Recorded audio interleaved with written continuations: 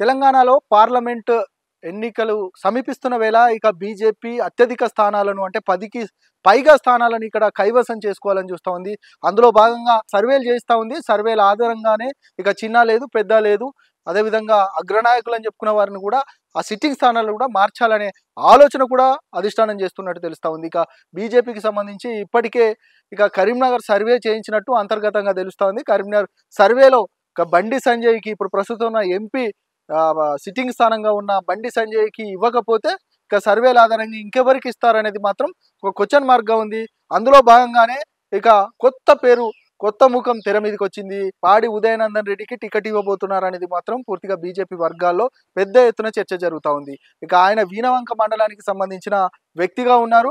ఆయన ఇక ప్రముఖ సంస్థల్లో కూడా పెద్ద అంటే ఆయన పనిచేయడం, ఒక కింది స్థాయి నుండి ఒక ఉన్నత స్థాయి వరకు ఎదగడం, ఇక క్లీన్ ఇమేజీ ఉన్న ఆయనకు టికెట్ ఇస్తే ఖచ్చితంగా గెలుస్తారనేది కూడా కార్యకర్తలు చెప్తున్నారు అనేది కూడా పూర్తిగా బీజేపీ వర్గాల్లో చర్చ జరుగుతోంది. మొత్తానికి కరీంనగర్ పార్లమెంటుకి సంబంధించి ఇప్పటికే రెడ్డి సామాజిక వర్గానికి ఇవ్వాలంటూ కూడా దాదాపు 1,50,000 మంది ఓటర్లు, రెడ్డి సామాజిక వర్గం ఓటర్లు ఉన్నారు. ఖచ్చితంగా రెడ్డి సామాజిక వర్గానికి ఖచ్చితంగా టికెట్ ఇస్తే ఇక్కడ గెలుస్తారనేది కూడా ఒక ప్రతిపాదన అధిష్టానాన్ని ముందుంచినట్టు తెలుస్తా ఉంది. ఇక ఇప్పటికీ బండి సంజయ్కి సంబంధించి ఇక ఆయన పార్లమెంట్ పరిధిలో ఉన్న 6 నియోజకవర్గాల్లో కూడా ఒక్క సీటు కూడా రాలేదు.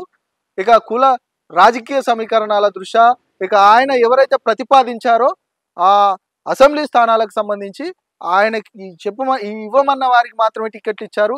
ఆయన చెప్పిన వారికి ఇచ్చినా కూడా గెలవలేదు అనేది మాత్రం పూర్తిగా అధిష్టానం దగ్గర ఉన్న రిపోర్ట్గా తెలుస్తూ ఉంది. మొత్తానికి ఇక ఇప్పటికే సిరిసిల్ల నుండి ఏదైతే పూర్తిగా అసెంబ్లీ స్థానం నుంచి అక్కడ ప్రస్తుతం పద్మశాలి సామాజిక వర్గం ఉంది. ఆ పద్మశాలి సామాజిక వర్గం నుంచి ఏ ఒక్క అభ్యర్థికి ఎవరికైనా టికెట్ ఇస్తే మాత్రం అక్కడ గెలిచేవారు అనేది మాత్రం ఇక కార్యకర్తలు అధిష్టానం ముందు చెప్పినట్టు తెలుస్తూ ఉంది. ఆయనను కాకుండా మిగతా ఎక్కడి నుండో తీసుకొచ్చి పూర్తిగా అక్కడ క్యాండిడేట్ను పెట్టడం వల్ల ఓడిపోయారనేది కూడా అధిష్టానం ముందు కార్యకర్తలు చెప్పుకున్నట్టుగా తెలుస్తూ ఉంది. మరొక వైపు ఇక వేములవాడ నియోజకవర్గానికి సంబంధించి మాజీ గవర్నర్ ఇక ఏదైతే విద్యాసాగర్ రావు కుమారుడు వికాస్ రావుకి ఇవ్వడం, అయితే ఏదైతే టికెట్ ఇచ్చి మళ్ళీ వెనక్కి తీసుకోవడానికి మాత్రం పూర్తిగా వేములవాడలో పూర్తిగా పెద్ద వ్యతిరేకత వచ్చినట్టు తెలుస్తూ ఉంది. అది పెద్ద ఎదురు దెబ్బగా కూడా కార్యకర్తలు చెప్తా ఉన్నారు. తులవుమకి టికెట్ ఇచ్చినట్టే ఇచ్చి పూర్తిగా గొల్లా కురుమ సామాజిక వర్గాన్ని దూరం చేసుకున్నారనేది కూడా అధిష్టానానికి పూర్తిగా చెప్పిన పరిస్థితి కనబడతా ఉంది. ఇదే నేపథ్యంలో ఇక ఏదైతే ఇటు ఈటెల రాజేందర్తో కూడా కొంత సఖ్యత లేదు అనేది బండి సంజయ్కి పెద్ద ఎత్తున వార్తలు వస్తున్న నేపథ్యంలో ఇటు ముదిరాజు సామాజిక వర్గం కూడా పూర్తిగా దూరం అవుతున్నట్లు కూడా అధిష్టానం ముందు కార్యకర్తలు చెప్పిన పరిస్థితి కనబడుతోంది. ఈ అంశాలన్నింటినీ పరిగణలోకి తీసుకొని బండి సంజయ్ని కాకుండా ఉదయనందన్ రెడ్డికి టికెట్ ఇవ్వాలనేది కూడా అధిష్టానం ఆలోచిస్తున్నట్టు తెలుస్తూ ఉంది.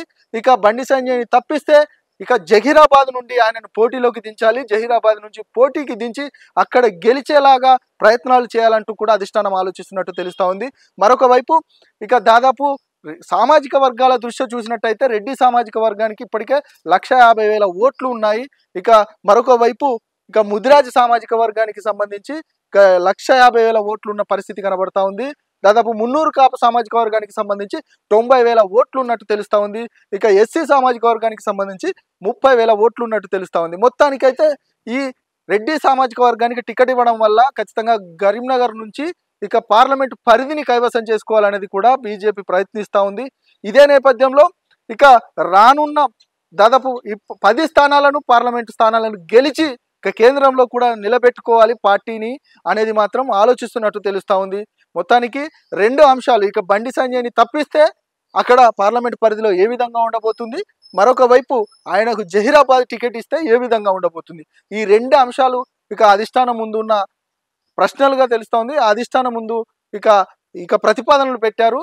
మొత్తానికైతే ఈ సర్వేల ఆధారంగా అభ్యర్థులను మాత్రం ఇక బీజేపీ ఖరారు చేస్తూ ఉంది. ఇక సీనియర్లు జూనియర్లు అనే తేడా లేకుండా మాత్రం క్లీన్ ఇమేజీ ఎవరికైతే ఉంటుందో వారికి మాత్రమే టికెట్లు ఇవ్వడానికి అధిష్టానం ఆలోచిస్తున్నట్టు తెలుస్తూ ఉంది. మొత్తానికి పార్లమెంట్ ఎన్నికలలో ఏ విధంగా బీజేపీ అడుగులు వేయబోతా ఉంది, ఇక పార్లమెంట్ సర్వేల ఆధారంగానే వెళ్ళబోతుంది అనేది మాత్రం మన దగ్గర ఉన్న ప్రస్తుత సమాచారం.